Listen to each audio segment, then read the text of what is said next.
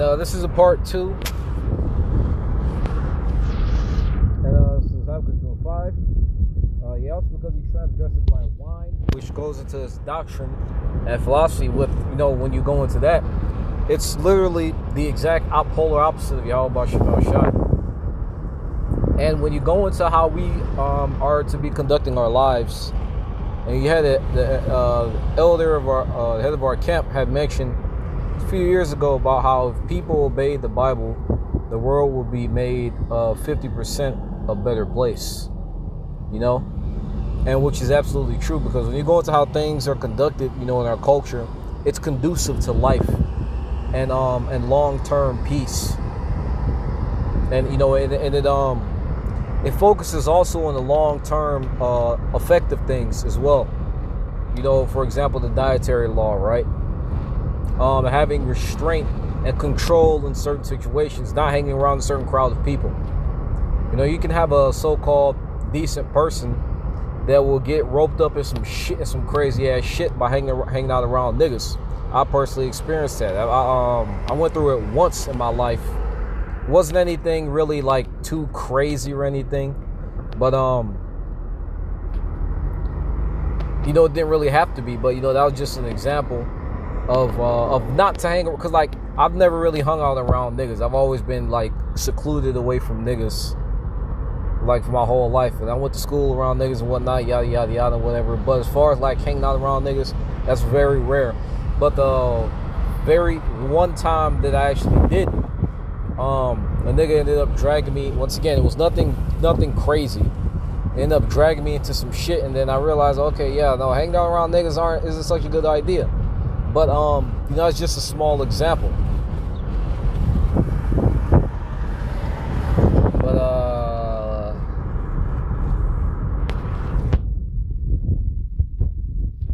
we talked about at camp today about how we thought about that same thing.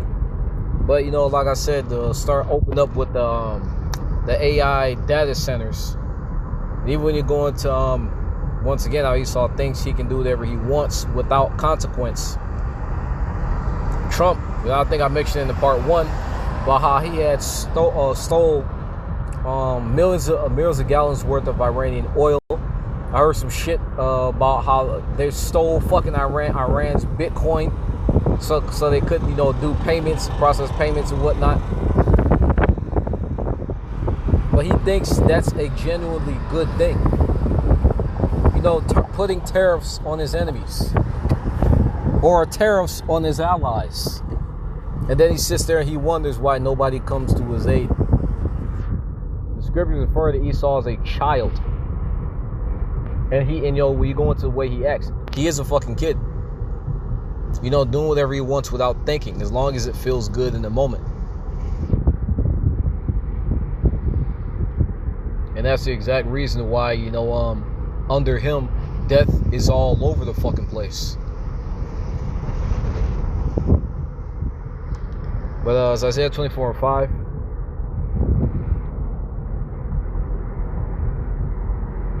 the earth also is defiled under the inhabitants. Also the land Sabbath, which is extremely important, because obviously you need healthy ground to grow crops, and if you don't have that, because the earth, it's a living entity. It's actually it's alive. Just like how the human body, through constant work, it can break down and likely die. Obviously the earth is always going to be here, right? But it can get weak. Same thing with the earth. So especially when you go into things like the land Sabbath, you're going to have to let certain plots of land rest, which you can go over to another one.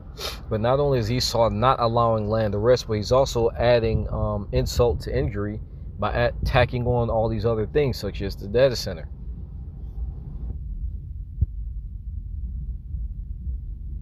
And not even just that, but also like the whole vibration of the earth is off, because the earth was made to work in tandem with the law, statutes, and commandments of Yahweh Shai. That's that spirit of life. But you know, you have the whole spirit of wickedness that was injected into the earth. Everything and everyone is fucking depressed.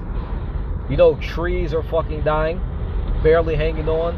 I just watched this video, I think it was this morning or late last night, about fucking squirrels were attacking people. And that's something that's kind of become somewhat normalized now. But when I was young, I've never heard of a squirrel actually attacking somebody. You know, you have different animals that are, you know, all these damn animals that have disease and are depressed and shit. Damn near everything got motherfucking parasites and shit.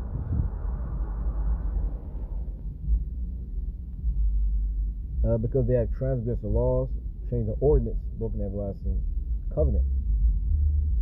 You know, he's done things such as turning the rainbow into a symbol for the LGBT community, which, you know, the rainbow was a sign that the Lord would never flood the earth again.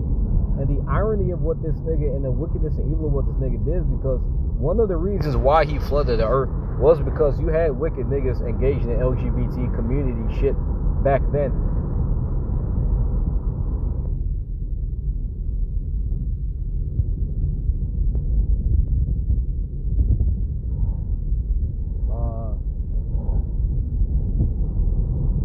But you know what? Yeah, that was pretty much it. You know, very simple and straight to the point. But you know, as time goes on, this nigga, this is why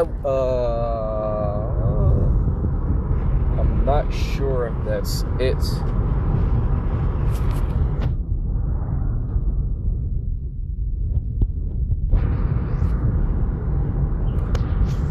Sirach 10 and 8. Because of unrighteous dealings, injuries, and riches got by deceit, the kingdom is translated from one people to another. It's translated from Esau to us. Because under the law, you know, under Yahweh Shai, under the law, statutes, and commandments, we're going to rule and life is going to flourish.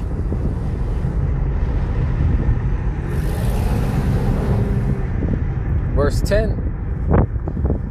Because once again, take a look at what this nigga, you go into Genesis and talk about how Esau rules by his sword. He does diplomacy by his sword, by veiled threats. And you think that diplomacy, it's supposed to be a meeting of two or more parties to come together for peace.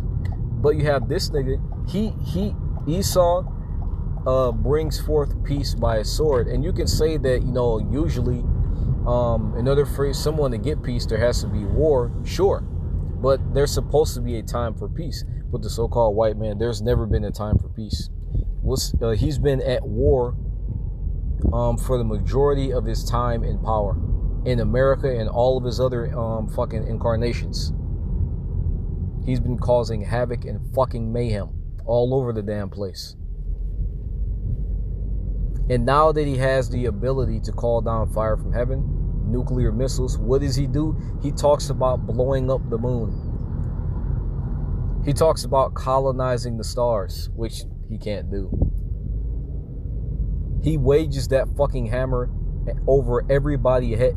He wages that hammer over everybody's fucking head. You either do what he says or you get in fucking line. Verse 10, the physician cut off the long disease, a long disease. What is a dis-ease of the body? And the earth, Revelation 6 and 4, the red horse that taketh peace from the earth with what? With his sword. That's what the so-called white man does. The bloody man who takes peace from the earth. Unrighteous decrees. Price. And look at what Trump said. He says that he doesn't care about the financial situation of Americans. What the fuck do you do with that's your fucking leader? What do you do with a leader like that? Yet Americans, and especially Jake, are so fucking stupid. That's especially you 2/3 niggas. That's why the Lord has to wipe you niggas off the map. Because you'd rather want a nigga like that over you instead of the Heavenly Father. Instead of Yahweh Shai. That's why y'all have to fucking go. But no, I hope it's that fine. It made sense. So all praises glory and how about Shema Shabbat Shem Dash. The one says, Father, teach great Muslim for learning truth. Show on to hope let Israel, Shashu America.